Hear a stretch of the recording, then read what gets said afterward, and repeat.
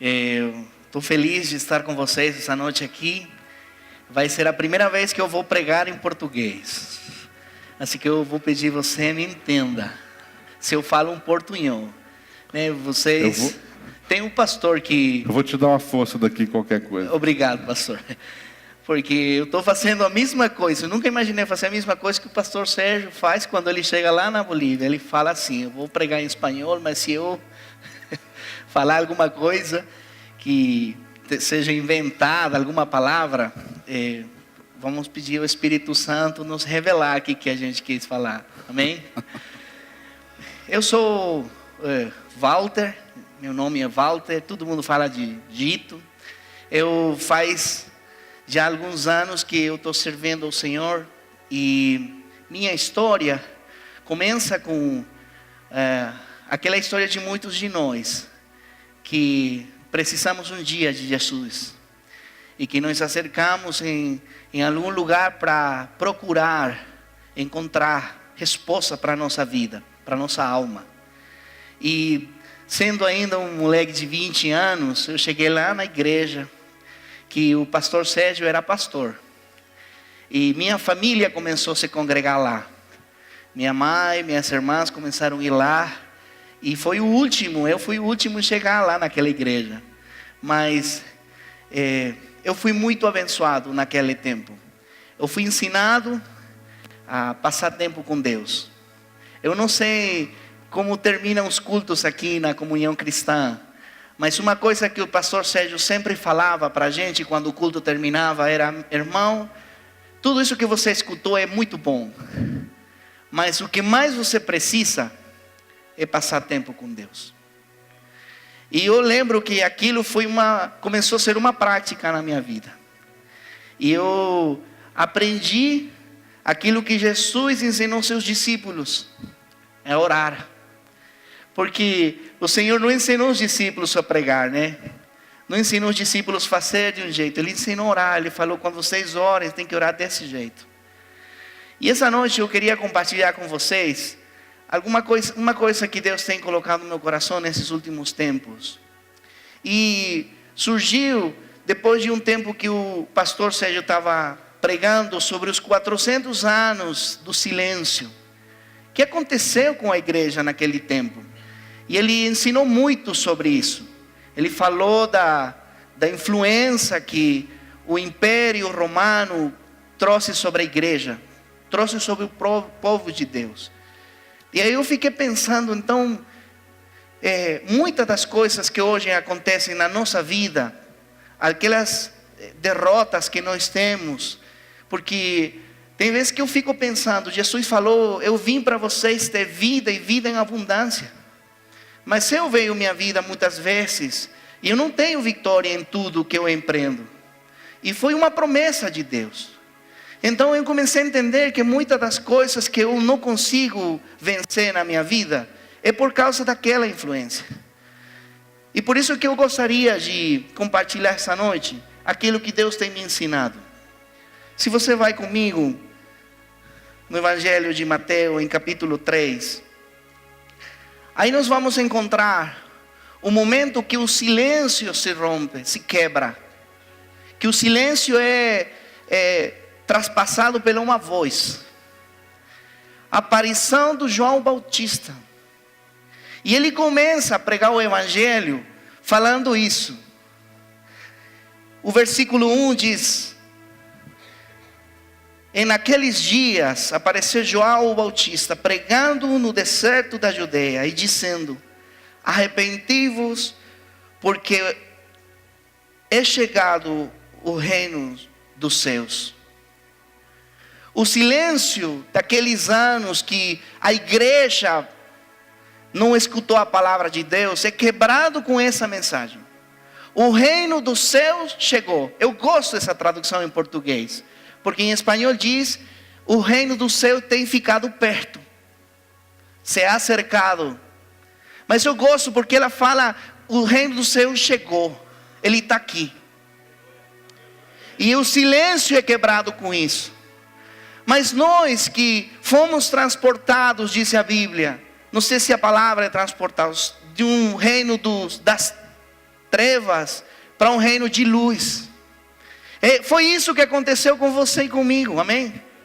Nós estávamos em um lugar onde as trevas era que dominava a gente, dominava nosso coração, nosso entendimento, e fomos traspassados a um reino de luz. Mas por que nós não conseguimos muitas vezes ter uma vitória contínua na nossa vida? Porque algumas coisas no reino de Deus precisam ser aprendidas. Nós precisamos aprender algumas coisas. E uma das primeiras coisas que eu entendi que Deus queria que eu mudasse é a minha perspectiva do reino. O que é uma perspectiva? É uma visão daquilo que eu consigo enxergar. Não sei se aqui tem algum arquiteto, um engenheiro, mas quando você vai fazer um plano de uma casa, o arquiteto projeta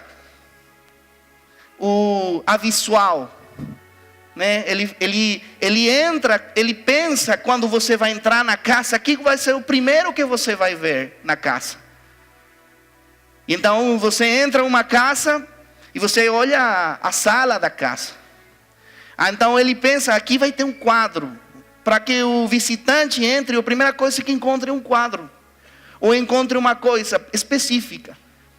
Tenha uma visão, uma perspectiva de alguma coisa. E Deus nos convida para ter uma perspectiva do reino dos céus. Uma perspectiva correta. Daquela que Deus fala. Mas de que coisas que eu tenho que ter perspectiva? Eu creio que a primeira coisa que a palavra de Deus diz que eu tenho que ter perspectiva é daquelas coisas que eu tenho. Na Bíblia você encontra Jesus ensinando a não se aferrar nesse mundo. A não se aferrar naquelas coisas da terra. Na palavra de Deus em Mateus capítulo 6, versículo 10. A Bíblia diz que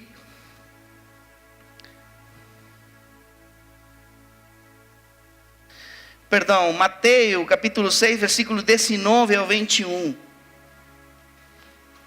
A Bíblia diz que Jesus fala assim: não hagais tesouros na terra, onde vai ser corrompido, onde tem a probabilidade de ser roubado. Procure fazer os tesouros nos céus, porque lá ninguém pode tocar. E então, nosso coração tem que mudar das perspectivas que eu tenho das minhas coisas. Eu sou mordomo daquilo que eu tenho hoje. Simplesmente. Eu não vou levar nada dessa terra. Eu vim nessa terra para cumprir um propósito em Deus. E tudo é bom ter. Hoje eu estava conversando com o pastor Gédio, que ele falou assim: o dinheiro é do diabo. Eu falei assim, olhei para ele. Por que eu falei? Eu quero ver, você quer ver o diabo? Fica sem dinheiro. Né? Fica sem dinheiro. Aí você fica nervoso, né? Mas as coisas dessa terra eu tenho que entender que elas, eu não vou ficar com elas. Eu não vou ficar com elas, eu tenho que administrar elas, todas elas que eu tenho. E tenho que fazer bem, do jeito correto. Mas não é meu. Uma das histórias mais tristes da Bíblia, na Bíblia tem história maravilhosa de fé, tem história maravilhosa de milagres, mas também tem história triste. E uma das mais tristes que eu encontro na Bíblia é aquele jovem que fica perto de Jesus e pergunta para ele: Senhor, o que eu devo fazer para ser salvo? O que eu faço? E ele diz: não, você tem que cumprir a lei. Você tem que fazer as coisas que Deus manda. E ele fala assim: mas eu já fiz isso desde que eu sou jovem, eu fiz isso. E ele diz: tudo bem, então vai, deixa tudo, vende, dá para os pobres, me siga, vem comigo. Eu acho uma história muito triste, porque aí aquele moço que ficou perto de Jesus, a Bíblia diz que foi embora triste, porque ele tinha muitas coisas. Ele estava preso nessa terra. A perspectiva dele daquilo que ele tinha era só para ficar nessa terra. Então, quando eu entro no reino dos céus, a primeira coisa que tem que mudar é a minha perspectiva daquilo que eu tenho, mas também daquilo que eu faço. Tudo que eu faço repercute na eternidade. Repercute também, falar. Tudo que eu faço tem um trasfondo, tem uma colheita. Se eu faço uma coisa boa lá na frente, alguma coisa boa eu vou colher. Isso diz que o Senhor, isso falou o Senhor. Não tem jeito, tudo que eu semeio, que eu planto, eu vou colher. Tudo. Então o Senhor me anima para que tudo que eu faça tenha um propósito. E dentro do reino dos céus, dentro daquela perspectiva do reino dos céus, eu tenho que fazer as coisas que Deus me pede fazer. Eu fico pensando, quando eu conheci o Senhor, aquele dia que eu receitei Jesus na minha sala, na minha casa, aquela noite, eu fiquei surpreendido, porque eu sempre me achei um cara esperto, né? Você sabe como que o jovem, né? Eu tenho trabalhado com o jovem muitos anos. O jovem acha que sabe tudo, né? Sabe tudo. Eu tenho falado sempre isso assim. Quando os meninos são umas crianças, eles acham que papai e a mamãe são heróis, né? Eu quero ser como meu pai. Eu quero colocar os sapatos dele, né? As meninas pegam as bolsas das mães, brincam de ser mães. Mas chega um tempo que eles acham que o pai e mãe não sabem nada. Não sabem nada. Eles não me entendem, não sabem nada. Mas aí passa um tempo, aí eu começo a me perguntar, os jovens se começam a perguntar, né? Será que aquilo que eu estou fazendo, aquilo que minha mãe fala, aquilo que meu pai falou, era verdade? Mas quando você chega aos 25 anos, 30 anos, você olha para trás e fala, eu creio que meu pai tinha razão. Eu acho que meu pai e minha mãe tinham razão. Daí você chega aos 40 e fala, como que eu não fiz caso do meu pai? Como é? A vida é assim. Eu falo para os jovens, você tem que escutar os seus pais. Porque um dia vai chegar a reflexão da vida. E eu achava que Deus, eu conhecia Deus. Porque minha família, sempre falamos de Deus em casa. A nossa concepção de Deus era conversar de Deus. Não acreditávamos em Deus. Mas aquele dia que eu aceitei Jesus no meu coração, deitado na minha cama, não conseguindo dormir, feliz por aquela sensação, aquele momento, sabe o que eu lembrava? Todas aquelas pessoas que um dia me falaram de Jesus. Desde aquele menino no colégio, que a família dele era crente, e quando eu ia pegar um caderno, um livro, eles falavam, você que ir na igreja? Até deles eu lembrava. Porque no reino dos céus, tudo que você faz para Deus, tudo, absolutamente tudo, tem uma repercussão na eternidade da vida das pessoas. Você dá uma oferta para a África, você pensa, será que aquilo vai significar alguma coisa? Vai. Você não sei, quando você tem se introduzido no reino do céu, você tem que entender que tudo que você faz para Deus tem uma recompensa, tem uma repercussão. Então tudo que eu faço, aquilo que eu faço para Deus, tem uma repercussão na eternidade. Amém? Glória a Deus. Mas uma perspectiva correta também daquilo que eu sou. Hoje a igreja está perdendo sua identidade. Quem que é a igreja? Quem que nós somos? O que a Bíblia fala que você é, que eu sou? Filhos de Deus. E como filhos, herdeiros do reino dos céus. Amém? E só quem tem uma identidade, que entendeu que é um filho de Deus, consegue administrar as coisas que Deus tem dado para ele. Por isso que eu creio que uma das primeiras coisas que eu tenho que fazer, quando eu entro no reino dos céus, quando eu quero viver no reino dos céus, do jeito de Deus, é ter uma perspectiva do reino dele. Amém? Glória a Deus. Vai comigo em Mateus agora, capítulo 6, versículo 10.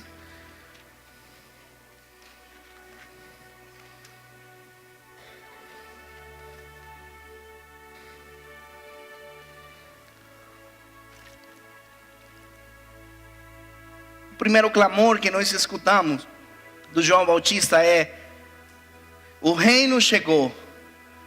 Mas aqui nós vemos Jesus ensinando a orar aos seus discípulos e falando isso aqui: Senhor, venha o teu reino, seja feita a tua vontade, assim na terra como no céu. Quando eu sou parte do reino dos céus, quando eu decido entrar no reino de Deus, para morar nele, para habitar nele, para ter vitória na vida, eu tenho que entender essa oração que Jesus fez. Ele clama pelo reino dos céus vir, mas o reino do céu tem que ver com a vontade de Deus sendo feita na minha vida. Sempre que eu escuto as pessoas orar: Deus, eu quero saber a tua vontade, eu gosto de falar para elas que, além de saber a vontade de Deus, sua oração seja também: e me dá força para fazer sua vontade. Porque nós oramos para entender a vontade de Deus, mas muitas vezes a vontade de Deus não é igual à nossa. Não é igual. E quando eu sei a vontade de Deus, posso me encontrar com uma situação de confronto, e eu não sei o que fazer. A vontade de Deus é a essência do reino dos céus. Se eu quero ter vitória, eu tenho a perspectiva, eu já sei como que funciona o reino dos céus. Eu sei que minhas coisas têm que ser de Deus, tudo isso é de Deus, eu não vou levar nada. Eu sei que tudo aquilo que eu faço tem uma repercussão na vida eterna, tem uma repercussão aqui na terra. Eu sei que eu sou um filho de Deus, eu entendo quem que eu sou.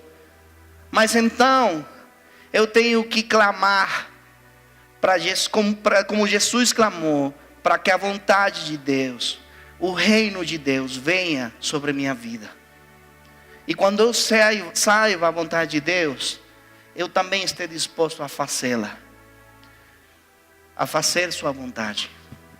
Eu não sei se você alguma vez escutou as pessoas, eu sempre tenho casos de pessoas falar: eu quero isso de Deus na minha vida, eu quero saber a vontade de Deus.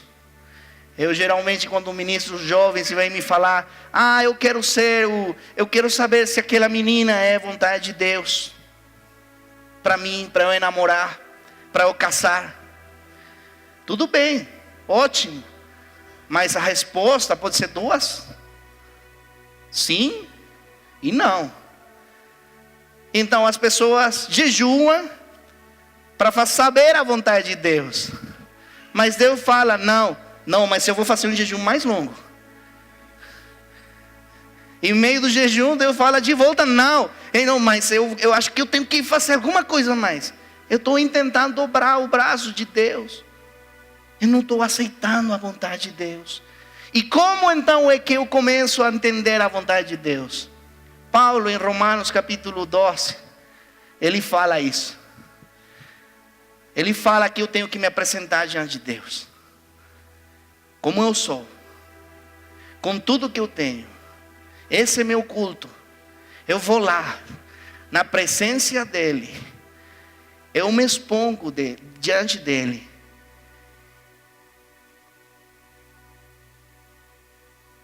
E quando eu vou lá, eu escuto a sua vontade. Mas existe um segredo nisso.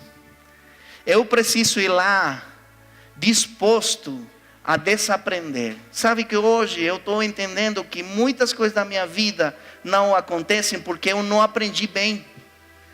E eu aprendi, como eu aprendi errado, eu tenho que desaprender para aprender bem. Não sei se você está me entendendo o que eu estou tentando falar. Mas desaprender, há muita coisa nas nossas vidas que nós aprendimos errado. Aprendimos do jeito errado. Então nós, para saber a vontade que Paulo fala que é agradável, que é perfeita, eu tenho que ir lá na sua presença, disposto a desaprender aquilo que eu já aprendi, para então aprender dele, do jeito correto. E então sua vontade se torna agradável. Então sua vontade se torna perfeita para mim. Então eu sei que o não de Deus é o melhor para mim. Então eu aceito que aquilo que Deus me falou não é bom. E aquilo que Deus me falou, sim, vai lá, faça aquilo que eu te mandei fazer, é bom também. Porque eu aceito a vontade de Deus por causa daquilo que eu aprendi dele. Eu desaprendi aquilo que eu aprendi errado na presença de Deus. É aí que minha mente é transformada. É aí que meu entendimento das coisas é transformado. Aí as coisas deixam de ser sentimentos, deixam de ser somente momentos bons do meu desejo daquelas coisas que eu quero, empolgado, para se tornar em caráter. Porque quem que são os maduros na fé? Aqueles que têm exercitado os sentidos, diz a Bíblia. Aqueles que já passaram por muitas coisas e venceram, e aprenderam. Nós sempre vamos estar tendo provas na vida, porque o nosso caráter vai ser transformado. Mas nós precisamos aprender. E na presença de Deus, quando eu tenho uma crise, é a melhor solução. Mas se eu não vou lá para tentar convencer a Deus, o que Ele tem que fazer? Eu vou lá para dizer a Deus: Senhor, eu não sei o que fazer. É o Senhor que sabe. É o Senhor que tem que me ensinar. Eu vim aqui aprender. Eu vim aqui escutar. E eu vou aceitar a sua vontade. E aquilo que o Senhor fale comigo, isso que eu vou fazer. E o Senhor me vai dar do seu Espírito, para ter poder, para fazer a sua vontade. Amém? Então é que minha mente é transformada. Então é que meu entendimento das coisas de Deus muda. Então é que eu começo a ser uma pessoa que caminha no reino de Deus, que vive, que habita no reino de Deus, que compreende o reino de Deus.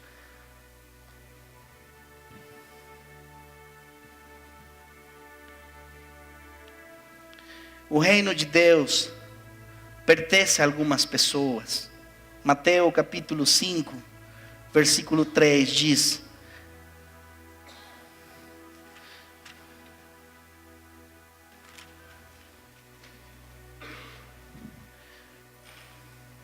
bem-aventurados os pobres de espírito, porque deles é o reino dos céus. A palavra bem-aventurados, no original eu acho que é exatamente o mesmo que em espanhol. É muito mais que abençoado. Muito mais. Muito mais que abençoado aquele que é pobre de espírito. Aquele que é carente. Aquele que sempre precisa de Deus.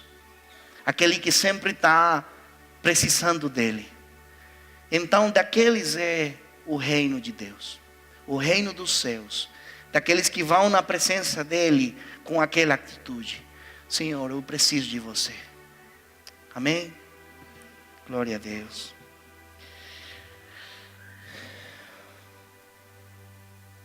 Mateus capítulo 11, versículo 12.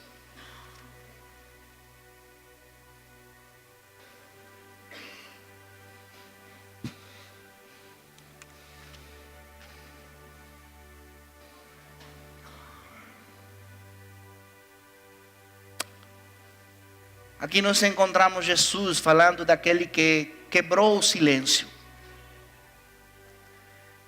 E ele diz do João Bautista que não existe homem nascido de mulher maior que ele. Não existe.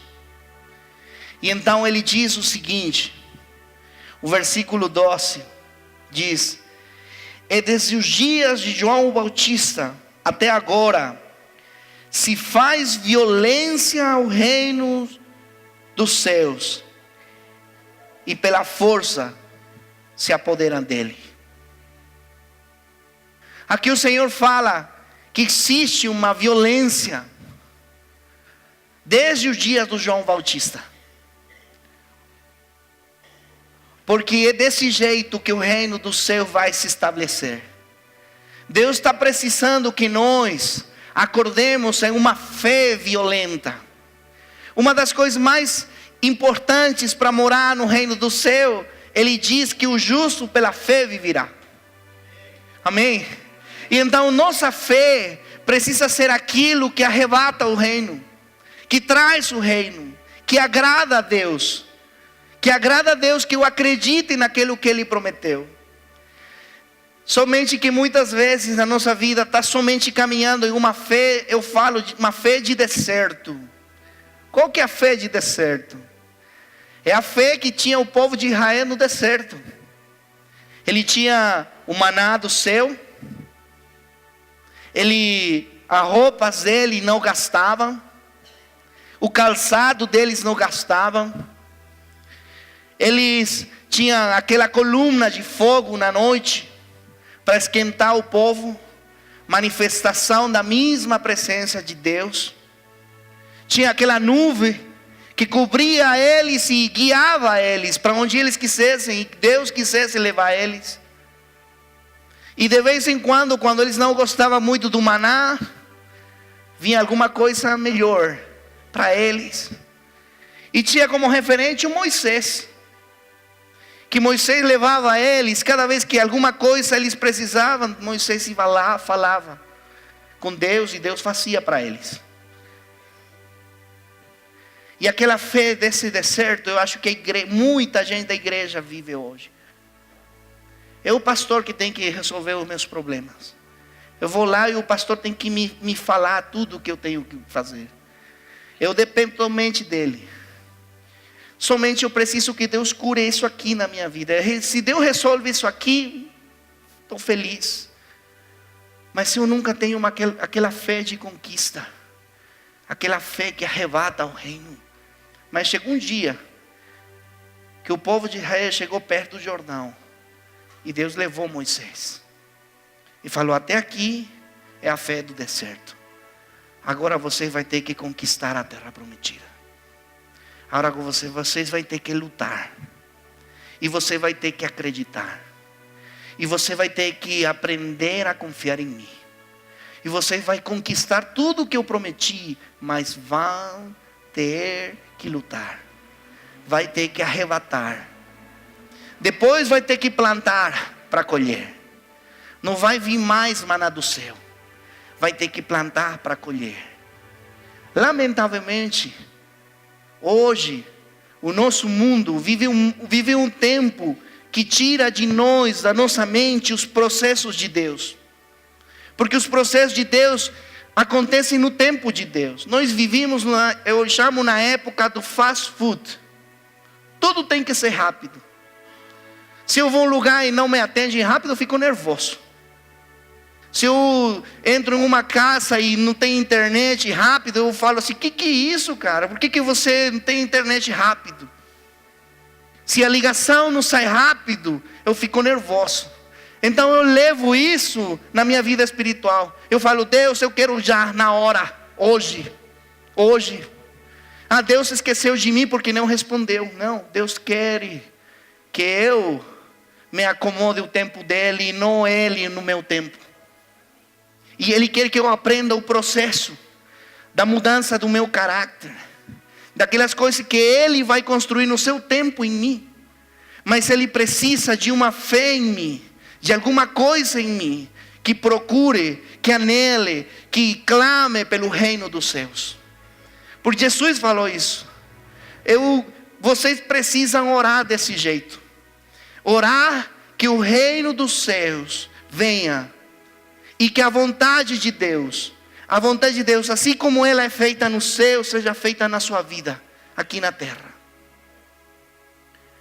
E é por isso que quando eu preciso ter aquela fé, que arrebata o reino dos céus, que traz o reino dos céus, eu tenho que entender aquilo que Deus está fazendo comigo. o tempo que eu estou vivendo, o processo de Deus que eu estou vivendo hoje na minha vida, hoje. Aquilo que Deus está querendo que eu aprenda, que eu aplique. A Bíblia diz que tem tempo para tudo. Para abraçar, para não abraçar. Para falar e para ficar calhado. Tem tempo para tudo. E hoje eu não posso trazer aquele desespero doido do mundo na minha vida espiritual. Aquela coisa, aquela correria do mundo para a minha relação com Deus. O lugar em Deus, meu lugar em Deus, tem que ser o lugar onde eu desaprendo para aprender dele. Eu não posso trazer o sistema do mundo para o reino de Deus. Não posso. Eu não posso usar aquilo que eu uso no mundo no reino de Deus. Aquele pensamento que manipula, que crê que somente eu existo. As coisas de Deus precisam que sejam entendidas desde a perspectiva correta. Amém? Com isso aqui eu termino essa noite. Existem coisas na Bíblia, histórias na Bíblia, que me dão, para mim, são uma luz. Essa fé que arrebata tem que ser uma fé que entende. Eu gosto das coisas da Bíblia, eu gosto da história, sobretudo as coisas que Jesus fala. E tem uma história daquele centurião, que o servo dele fica enfermo. E então ele pede para uns ancianos de Israel ir procurar o Senhor para trazer ele, para orar pelo enfermo. E então eles vão lá, intercedem por ele. E ele fala assim: bom, eu vou. Porque eles começaram a falar: sabe, o centurião aquele cara que ele sempre ajuda a gente. Ele sempre dá uma mão, ele é gente boa. Nunca falaram que ele acreditava em Deus. Nunca falaram nada disso. Mas então Jesus disse: eu vou. Então sai ao encontro ele. E se encontra com Jesus. E ele diz isso: Senhor, eu não sou digno de você ir na minha casa. Eu não sou. Mas eu sou um homem baixo autoridade. E também eu tenho homens baixo minha autoridade. Então eu entendo essa parada aqui. Eu sei como que funciona o negócio. Porque eu mando eles fazer alguma coisa, eles fazem na hora. E quando alguém da minha autoridade me manda, eu faço também. E eu sei que o Senhor é uma autoridade.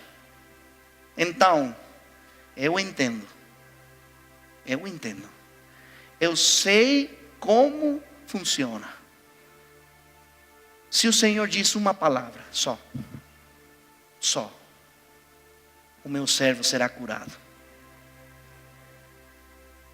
A mim me surpreende Jesus, porque ele diz: meu Deus,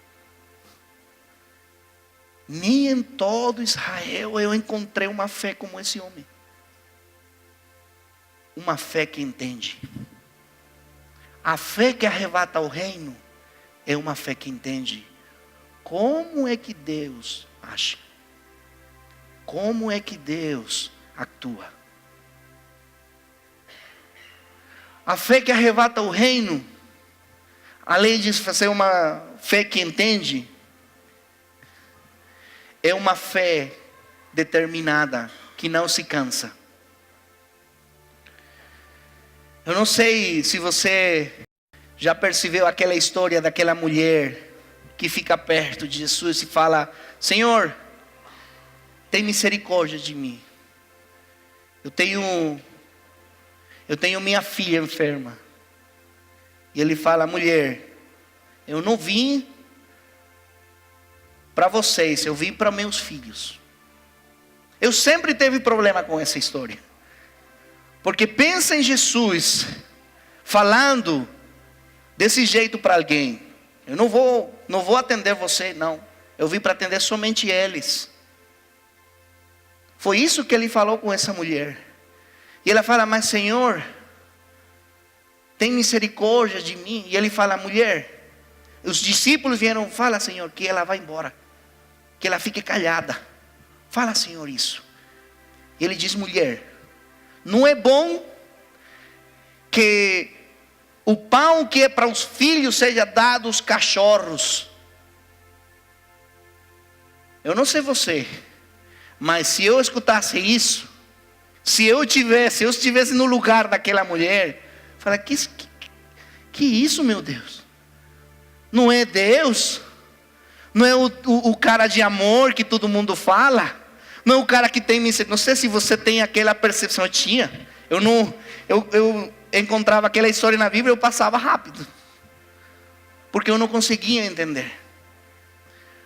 E eu falava, porque para mim sempre Jesus foi um homem de amor, aquele que expressou o maior amor para os homens. Mas falando isso para aquela mulher. Mas sabe que aquela mulher falou isso aqui. Ela diz: Senhor, eu sei isso, mas também os cachorros comem da mesa, das migalhas, não sei como se diz, daquilo que cai da mesa dos seus amos. Eles comem, os cachorros comem. E então Jesus fala assim: oh mulher, tua fé te ha salvado. Eu perguntei para o Senhor: Senhor, o que aconteceu? Por que você levou aquela mulher naquele trato, naquela maneira de confrontar ela? O Senhor falou comigo, falou: sabe, filho, muitas vezes os meus filhos clamam, mas eles não entendem que sua fé sempre vai ser confrontada. Eu queria que aquela mulher acrescentasse a sua fé. Eu queria que aquela mulher, quando eu falasse para ela: mulher, eu não vim para você. Dentro do meu coração, eu creio totalmente nisso que eu estou falando. Jesus dizia: continua acreditando. Continua acreditando. Ainda você não está escutando nada, continua acreditando. E ela então acreditou. E ainda que ele tratou ainda pior ela continuou acreditando. Ela continua acreditando. E então aquilo fez com que o Senhor desse tudo que ela queria no seu coração. Uma fé que conquista o reino é uma fé que entende, mas é uma fé que está determinada a não morrer. Amém? Eu gostaria de você ficar em pé essa noite.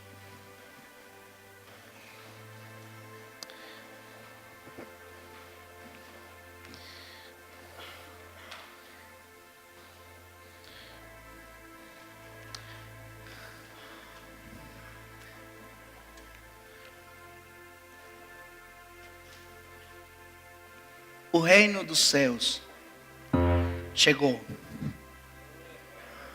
na tua casa, na tua vida, no teu trabalho, nas tuas finanças. O reino do céu chegou.